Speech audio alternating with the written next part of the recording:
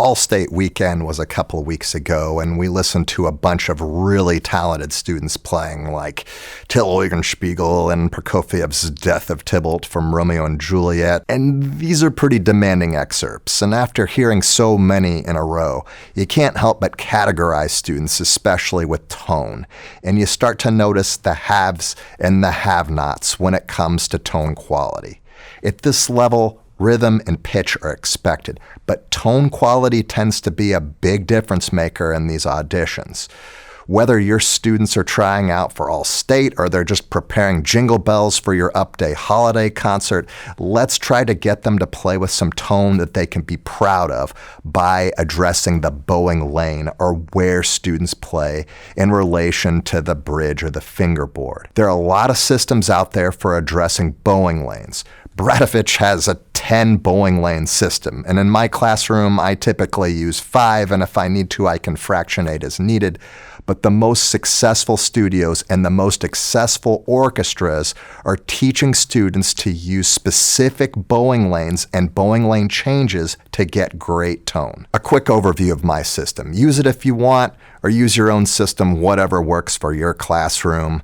But I set bowing lane 0 on the bridge, and makes the most sense to me to put 0 there because, you're not likely to play underneath the bridge unless you're playing some kind of Richard Meyer type of deal. So if this is 0, then I set this right even with the fingerboard to 5, and then bowing lane, what I call bowing lane 3, is in the middle of the bridge and the fingerboard. And if we go down a lane, it's 2, 1, 0, and if we go back to 3 and we go up, it's 4, 5, and then we can go 6, 7, etc. We don't typically play in the sol tasto range either, but it's there if we need it. When we play up in this range right here, it's what I call pillow tone.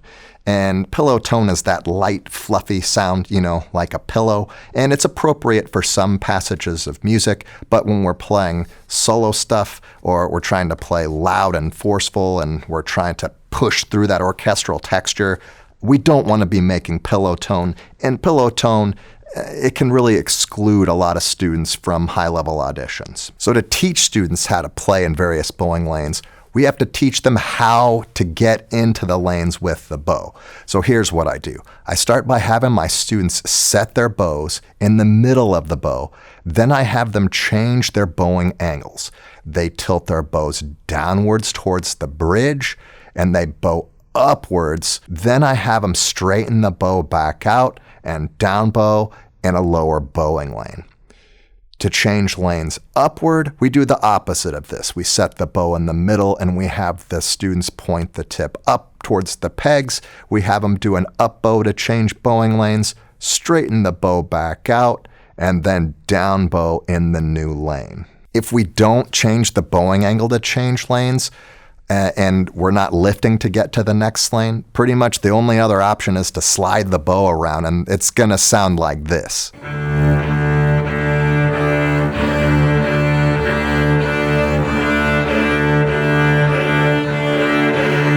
So to introduce it to them, break down the technique, just like I showed you. Have them set the bow in the middle, point the tip of the bow towards the bridge, play an up bow, straighten the bow back out.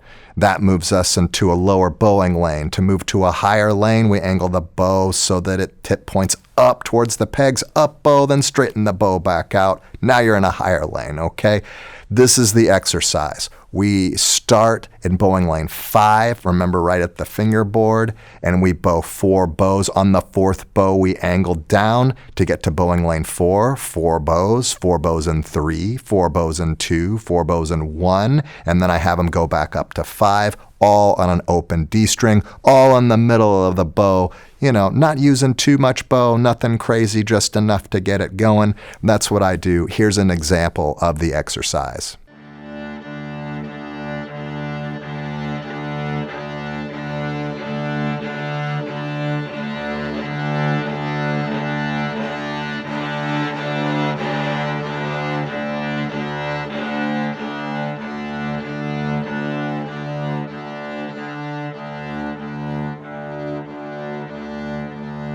Now, we might not play in all 5 bowling lanes that day in class, except in this particular exercise, but I like to have them use all 5 bowling lanes for a while. And I do this just about every single day because I really want my students to have an awareness of which bowling lanes that they're playing in. And for my cellos and bass players, I want to make sure that their setups are appropriate to where they can get in all of these bowling lanes comfortably, or else they might have to adjust their in pin or their angle or something like that. If you need to modify this exercise, like if you have a specific place in your music where you're moving from bowling lane 3 to 2 or something very specific like that, you can practice the angle, you can practice everything you need so that you can really be specific with that place in the music. But I really recommend that you either stop to isolate the bow angle changes or you just do it on open strings so that your students have an easier time figuring it out. All right, let's talk about the German bow, and I'm going to bring Christine back on here because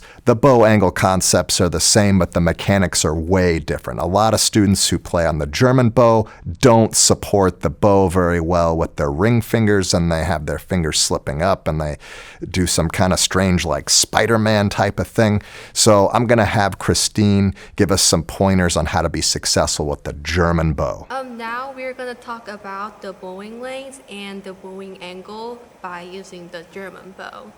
So in order to make a really good concentrated and full sound, it is really important to have your bow on like the lower bowing lanes. And if you make the bow to like sit and play on like the higher bowing lanes, which is closer to the pegs, then it will be really hard to make a very good sound. So I will gonna demonstrate the difference between the lower bowing lanes and the high bowing lanes.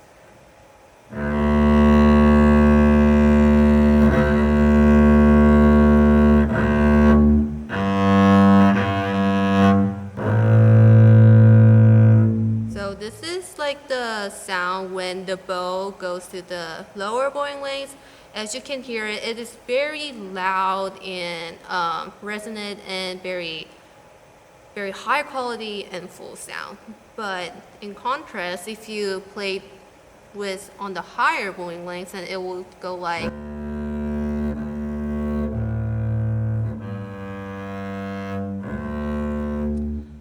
As you can see, comparing to the sound that I play like towards the bridge, it really sounds much weak and very unstable comparing to the lower bowling lanes. So the importance, like as I can show you, it is really important to play on the the lower bowling lane, so like this, to make a very good sound. And also, another very important thing to cover in order to make a very good sound is you should never let your bow like tilted like this. Like this is very bad, and this is also not very good. So if you want to make a really good sound, then it's really good to maintain your bow angle straight like this, kind of like 90 degrees angle to your arm, like almost like approx. So then it will make it like very stable. So whenever you play, just like try to focus on your wrist.